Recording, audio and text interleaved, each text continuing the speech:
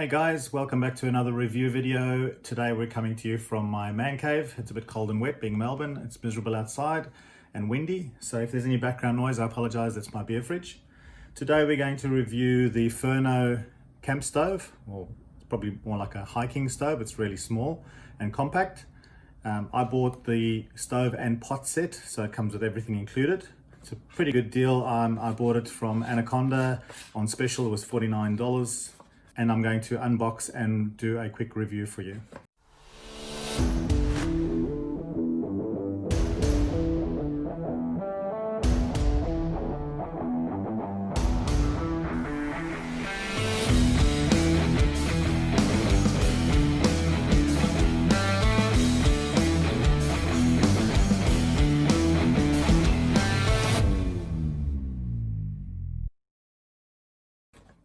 We'll start by unboxing it. As you can see, it's brand new. I've never taken it out before, so bear with me. Comes in a nice little mesh bag. The stove's quoted weight is 99 grams and the set's quoted weight I think was 358 grams. I've weighed it. The total set weight was 390, and I will double check and actually weigh the stove because it comes in a little container. Sorry, there's packaging in this one. It comes in a little plastic container, which you're going to, when you go camping, keep it in the container, so it feels like it weighs more than 100 grams. So I'll weigh that and I'll confirm it on the bottom of the screen here. This contains a scourer and then a canister stand, of course. These are really good for, some more packaging down the bottom there.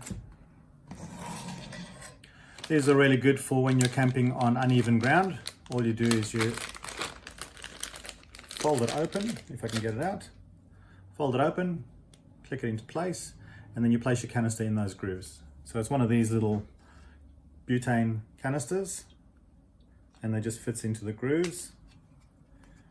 And then you can put it on the ground and it becomes nice and steady. We'll get back to that. So the two saucepans, the smaller one is 350 mils and the larger one is 850 mils. We'll go onto the stove itself in this little plastic container. It doesn't have a piezo starter, so you'll need to take some sort of starter or fire lighter with you.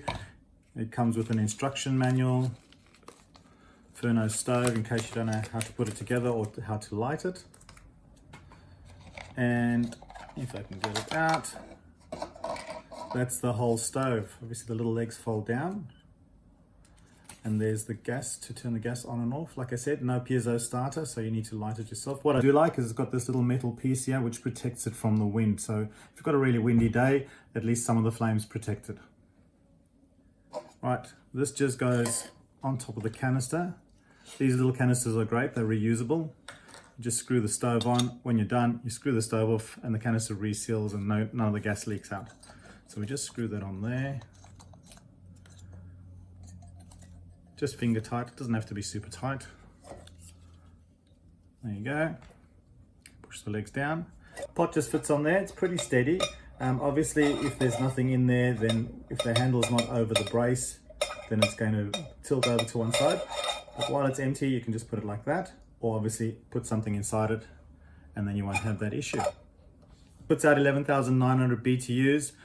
It's quoted to boil water in 3.5 minutes, 1 litre of water, 3.5 minutes, and below 0 degrees, 6 minutes to boil 1 litre of water. We'll test it out now. I'll go and get a litre of water and well, I can't put a litre in there because it doesn't hold a litre. We'll put a half a litre in and we see how long it takes to boil. Quite big. Light the gas. There's the flame. I've got 500 mils of water. And we'll chuck that on top and we'll set the timer and see how long.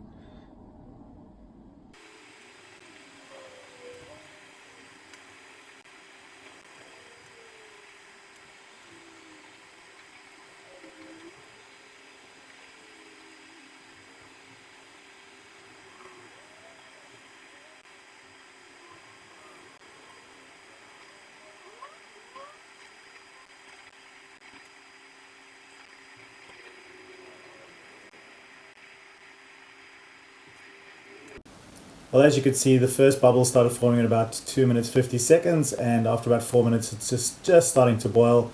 Nothing fantastic. Obviously controlled environment, no wind. It is only probably 15 degrees in here. It's not very warm. I don't have any heating in the man cave. but not bad for a $49 stove and pot set.